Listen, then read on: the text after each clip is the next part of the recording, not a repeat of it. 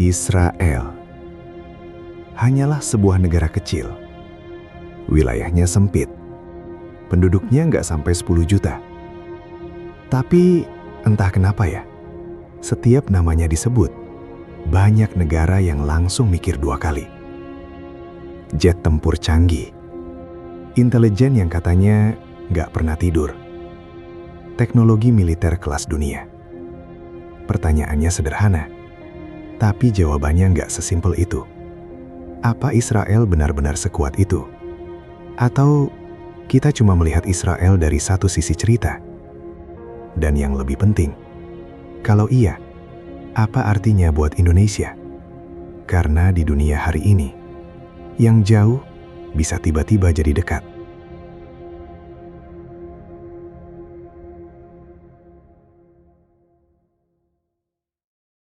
Kalau kita bicara soal kekuatan Israel, kita harus jujur dulu. Israel bukanlah sebuah negara yang kuat karena jumlah.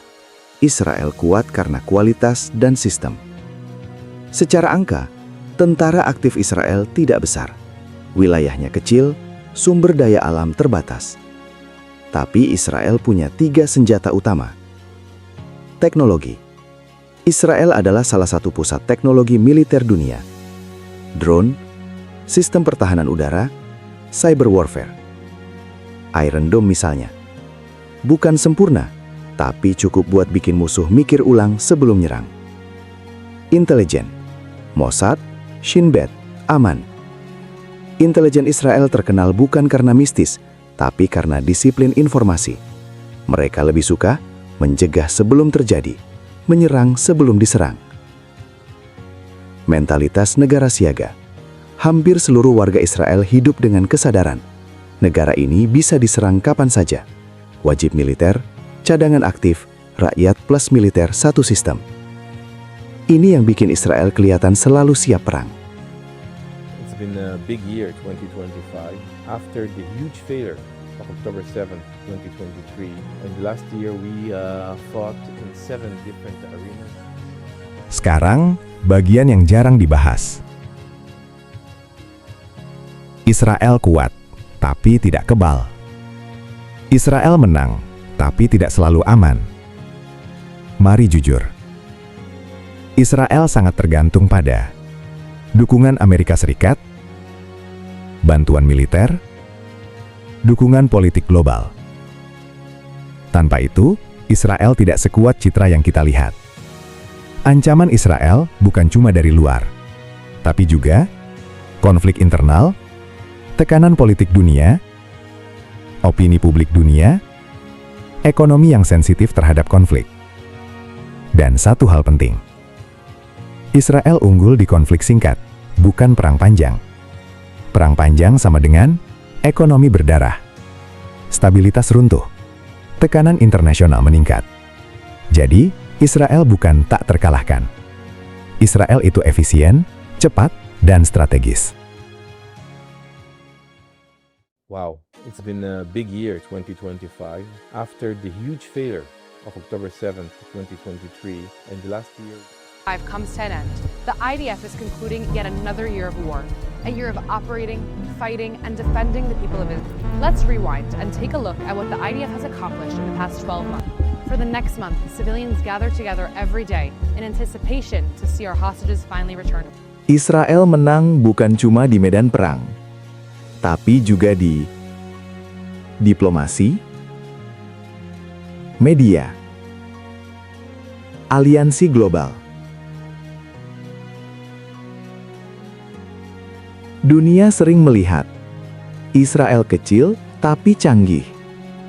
Bukan Israel kecil tapi rapuh kalau sendirian. Narasi itu penting karena di geopolitik yang ditakuti bukan cuma senjata, tapi persepsi. Sekarang kita tarik ke Indonesia. Indonesia tidak punya konflik langsung dengan Israel. Punya posisi politik jelas. Cenderung netral tapi vokal soal kemanusiaan. Lalu, apakah Israel ancaman militer buat Indonesia? Jawabannya tidak secara langsung. Indonesia dan Israel terpisah ribuan kilometer, tidak punya kepentingan militer satu sama lain. Tapi, dampaknya bukan militer, tapi politik dan global. Kalau konflik Israel melebar, melibatkan negara besar, mengganggu ekonomi global, Indonesia akan kena di harga energi, stabilitas ekonomi, tekanan diplomatik, posisi politik internasional. Indonesia tidak ikut perang, tapi ikut menanggung dampaknya.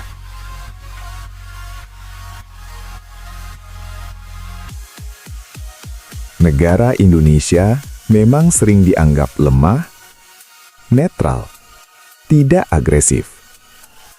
Padahal kenyataannya, Indonesia itu kuat di wilayahnya. Kuat juga di jumlah, dan kuat di posisi strategis. Indonesia memang bukan negara penyerang, tapi negara yang cukup sulit disentuh. Dan justru itulah kekuatan Indonesia. Di dunia hari ini, negara yang terlalu agresif dapat diartikan akan cepat kelelahan. Negara yang stabil justru akan bertahan lama. Excellencies, heads of states, heads of governments, distinguished delegates, ladies and gentlemen.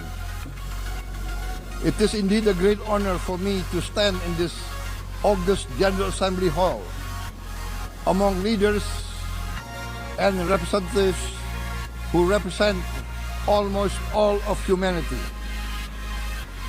We are here first and foremost as fellow human beings, each created equal, endowed with unalienable rights to life, liberty, and the pursuit of happiness. The words of the United Nations Declaration of Independence have inspired democratic movements across continents, including the French Revolution, the Russian Revolution, the Mexican Revolution, the Chinese Revolution, and Indonesia's own struggle and journey to freedom. Jadi, apakah negara Israel benar-benar sekuat itu? Jawabannya ya, tapi tidak seperti yang kita bayangkan. Israel kuat di teknologi, di intelijen, di sistem. Tapi juga sangat tergantung oleh dukungan berbagai pihak. Rentan tekanan global, tidak cocok perang panjang. Dan buat Indonesia, Israel bukan merupakan ancaman langsung. Tapi konfliknya bisa jadi gelombang yang efeknya sampai ke Indonesia. Pertanyaannya sekarang bukanlah siapa sih negara yang paling kuat, tapi siapakah negara yang paling siap bertahan di dunia yang makin kacau.